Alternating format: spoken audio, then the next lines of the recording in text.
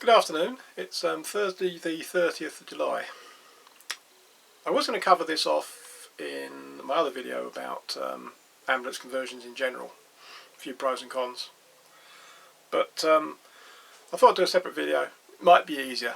This is a question that gets asked a lot on various forums. Unfortunately the answers are always there, but I don't know if it's something about human nature, especially on Facebook.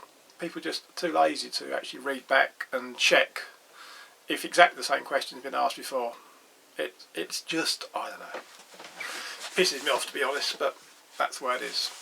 When you buy an ambulance, or any tax exempt vehicle, but for the purposes of this explanation we're talking about ambulances, if it is classed on the V5 document as a taxation class of ambulance, there are some other taxation classes as well, but I'm only familiar with the taxation class ambulance because I've got two of them. Then, whilst it is being used for the conveyance of patients to and from a place of treatment, i.e. a hospital, it is VED exempt. You do not have to buy road tax. The vehicle needs to be taxed through the normal channels. It needs to have an OTN insurance and stuff, and it needs to be registered as taxed online with the DVLA, but there's no charge. That VED exemption, despite what salesmen may tell you, and despite what ill-meaning people on forums will tell you, does not apply when you buy your ambulance and use it for private use. So there's an obligation on you, before you drive that vehicle, ever, technically, to get out there and tax it properly. That requires changing the taxation class on the V5. Depending on the weight of the vehicle, that will either be PLG or PHGV. Ironically, the heavier weight vehicle, PHGV, over 3,500 kilos, is currently considerably cheaper than taxing a PLG vehicle. Now, as I said, many people condone tax evasion, especially on some of the Facebook forums.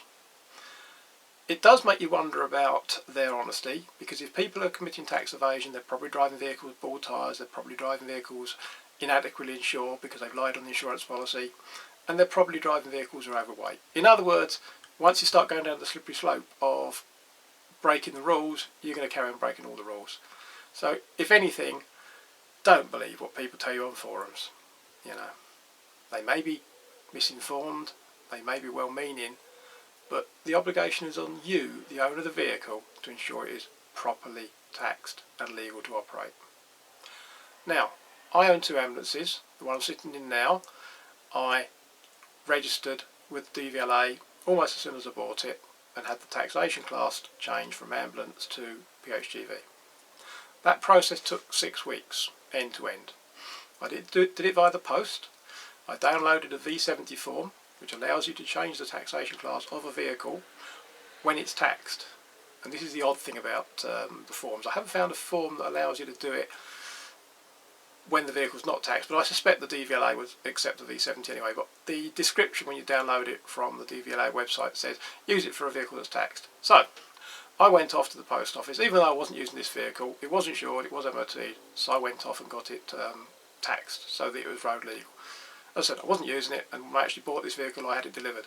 I wasn't prepared to drive these vehicles on the road untaxed, or technically untaxed, for two reasons. I think there's a £2,000 fine, or thereabouts, or a maximum of £2,000 fine, and because it's an HMRC offence, it's a tax evasion offence, I don't believe there's any licence points involved with it.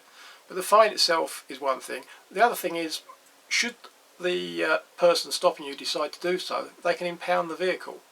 Because it's not legal to drive on the road, they can impound the vehicle until you actually tax it properly. Waiting 6 weeks, incurring storage fees in a police pound, you don't want to be doing that. It's unlikely to happen, it's probably a low risk, but if you get pulled over at a Voss or Weybridge, they're almost certainly going to find out. Now, as I said, I downloaded the V70 form, made the relevant changes on there, explained what I wanted to do, made the relevant changes on the V5 as well, because there's a section where you actually change the taxation class there, sent off my cheque for £165 to the DVLA and waited. I taxed it, or paid for it rather, from the 1st of March. 6 weeks later, the paperwork turns up, the V5 turns up, and I've got a vehicle with a body with a taxation class. See, I'm even getting taxation class and body type mixed up in this video. Lots of people get these two confused. I ended up with the taxation class of PHGV. The downside of this entire exercise, I effectively lost 6 weeks of tax money, 20 quid or whatever it is, waiting for the paperwork to come through, because you have to pay from the first of the month that you apply. There's another way to do this, which I couldn't do, and that is via the local post office. But I suspect the post office then take the money from you and process it through their own internal mail. The difference is at a post office, and this is, I'm talking about major post offices in cities and towns. I went to my local town in Ellesmere. They had no idea what to do. The only thing on their system they could see they could change it to from ambulance was disabled. But apparently in the larger, bigger town post offices, they seem to have a better idea of how to do this and they can do it for you. It may even be they're just filling the forms there and then with you and handling the actual paperwork itself. But the important thing is you end up with a receipt. You can show that you've actually paid and bought the tax. The fact the vehicle is still registered as an ambulance may then not matter. It's still a bit risky, but I'd rather have a bit of evidence, a receipt to show I've paid, if I get done later on, than just telling them I've sent the paperwork off. So, end result, after 6 weeks I could drive this legally on the road. My other ambulance, the Crafter, I bought in October 2018. I have never driven it. Again, I had it delivered. I'm still building it as a camper van. I won't be finishing it until next year, 2021. I haven't actually changed anything on the paperwork with that one yet, and I'll deal with that at a later date. But it'll be the same process. I'll either get it roadworthy, tax it for free initially, and then send off the paperwork, or I might even try the post office route. Fingers crossed, who knows. Now, the other section on the V5 is the body type.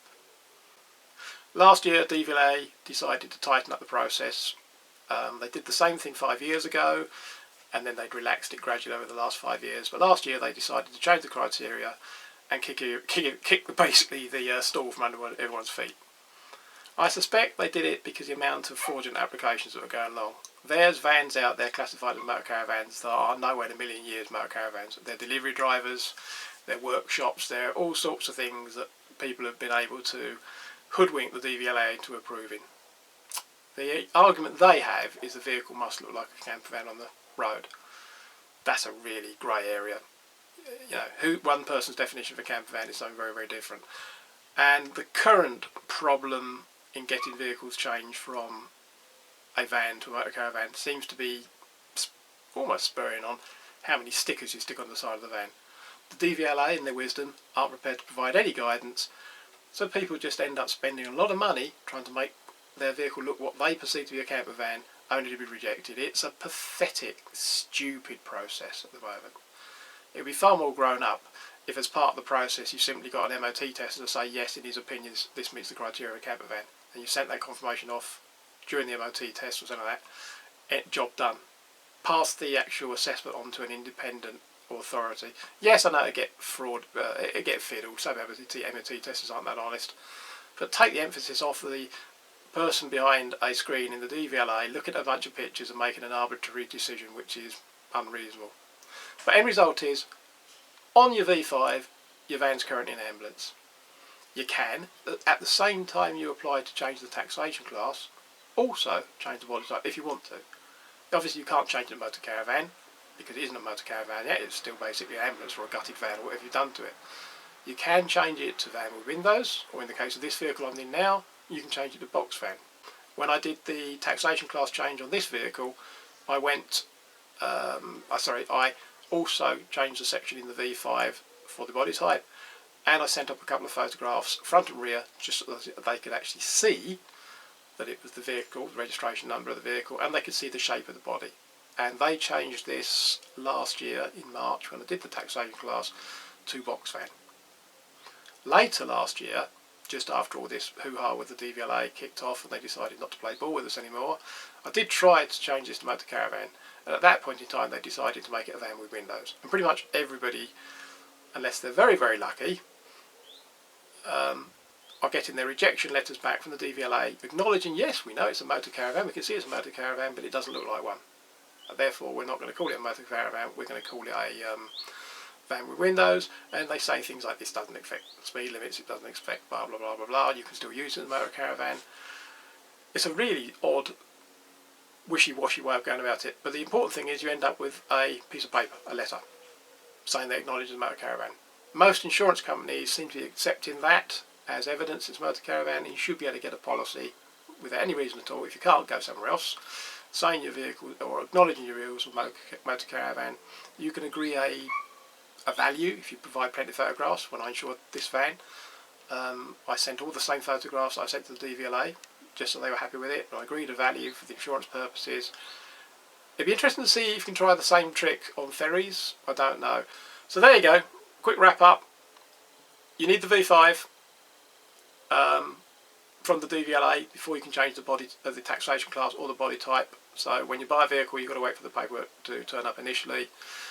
Check it for any other errors. When I bought this van, the person I bought the van from did it all online, and it came back with the wrong surname on it.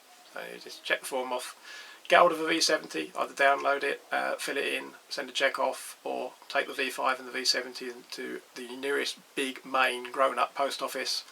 Hopefully they'll process it all for you, send it off in their internal mail, give you a receipt. Anyway, good luck. From now on, I don't think I'll ever answer a question about this again on the forums. I'm just going to point into this video, and I'll update it if I've made a picture of it. Thanks for watching.